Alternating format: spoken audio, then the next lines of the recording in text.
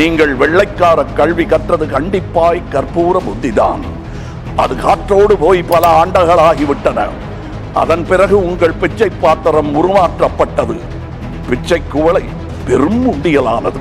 அந்த உண்டியலை உடைத்து நிதி திரட்ட உதவுவோர் இன்று தமிழரை பார்த்து என்ன சொல்லுகிறீர்கள்? தமிழ் பிச்சை எடுக்க கூட உதவாதா? ஓரளவு உண்மைதான். ஒரு தெற்கத்தி அறிவுரை தங்காய். தமக்கென உங்கள் நிதியை திரட்ட ஆங்கிலத்தில் இந்தியில் பிச்சை எடுக்கலாமே.